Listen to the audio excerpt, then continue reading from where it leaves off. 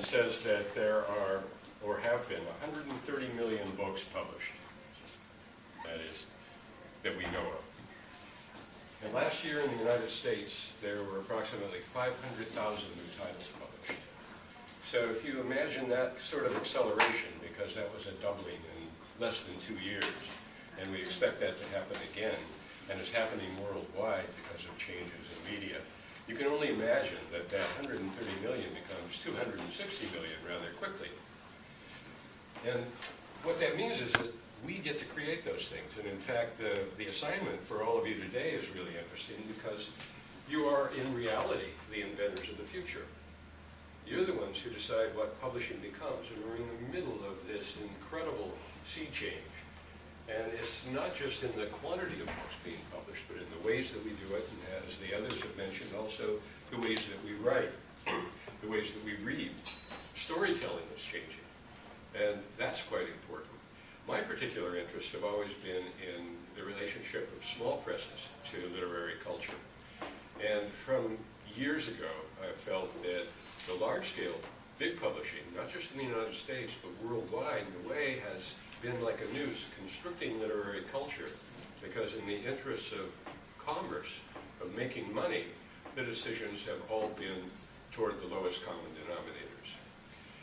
And in the United States, where the big box stores really originated, what we saw was their impact being exactly that. They reduced the range of possible books in the interests of having books that would sell rapidly. Small press, on the other hand, has always served really as kind of the farm team for big publishing. And it's that side of things that interests me, because I believe that a vibrant literary culture at its center means that there is a lot of experimentation going on at the edges, but those edges have to have a way of informing that center. And that had been pretty much eliminated. In the States, what that meant over the last 20 years was that small presses found themselves with fewer and fewer avenues for getting their books out to their audiences. The internet had not really taken off yet.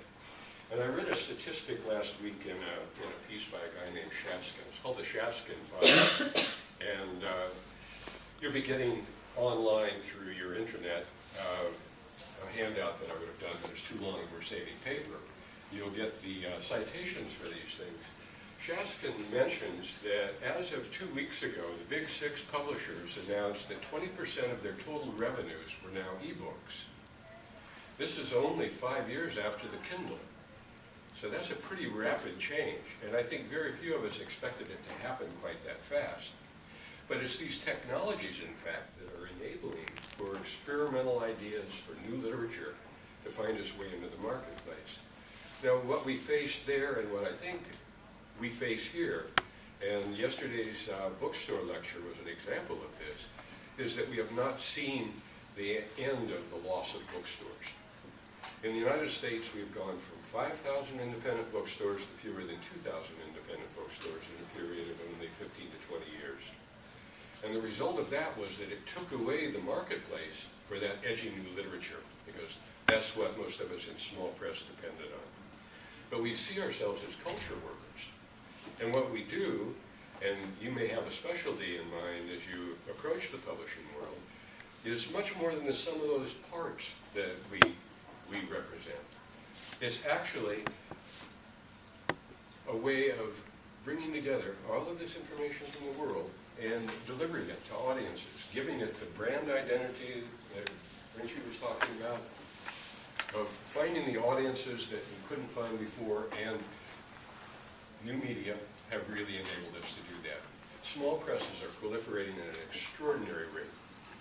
In the United States, we now have, and this is just a rough approximation because we're arguing about this, somewhere around 150 to 200,000 small presses. In my state of Oregon, which is really a small place, large in geographic area but small otherwise, we have close to 1,000 small presses. Yes, just in that one place. But we've had relatively little access to the marketplace until, again, recently, new media have suddenly enabled us to do that.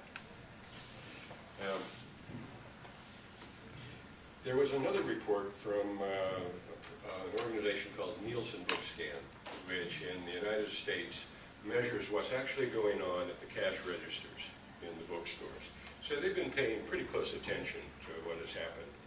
And the last statistics, however, are a bit old because things are changing so rapidly. But in 2006, they said that the U.S. sold 1.5 million different titles in that year. Only 483 of those sold more than 100,000 copies. And what is that? That's 0.003%. 78% of that total sold fewer than 99 copies. So it shows you that disparity. But in between is an area where there really is opportunity for publishers to produce books, to do them more economically than they have in the past, because we now have alternatives, not just in the modes of delivery, whether that's online or through ebooks or through what's called short-run digital publishing or traditional offset, which is now speedier, more economical than it has been, that allows small presses with their new ideas, their invigorating new ideas, to actually compete. That means that we really haven't lost the ground that we thought we lost as the independent bookstores went away. We lost it temporarily. And as a result of that, we actually lost a lot of small presses, but they've been replaced. And they've actually been replaced by people like yourselves. And in many cases, these are publishing houses that emerge sometimes out of self-publishing, sometimes vanity publishing becoming self-publishing, but in more instances that I've seen recently, they come from collaborations by people who may not even be in the same room, the same city, the same state, or even the same country. And that really means that we develop an international culture, and you're all part of that conversation. The United States tends to look at the world rather hegemonically, all as one big thing that we sort of control. And we pretend to dominate in cultural arenas, when in fact, we're really informed by the sorts of authors that were mentioned a moment ago. The Scandinavians, for instance, are immensely popular in the United States. European authors are finally being read in the United States, and those changing reading habits are partly driven by these new technologies. One of the impacts of that, by the way, is changing reading habits among men. 15 years ago, at an American Library Association convention, I heard that 80% of all books in the United States were bought by women. And it had always seemed to me that as publishers, we were publishing for women, no matter who the final audience was. But that number has changed from 80% to 64% now. And it seems to be changing partly as a result of the fact that men can read in anonymity. And I'll give you a strange little story. I was riding the bus back and forth to work over the last couple of years, and there was a woman who sat across from me, and I watched what she was reading with physical books every day.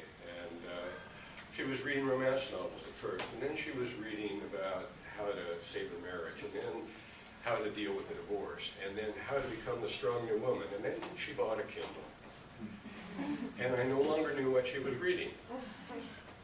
Well, that's partly what has caused men to be able to read more, I think, even on the buses, is that they don't have to show what they're reading. There's no spine out there when you hold your Kindle up.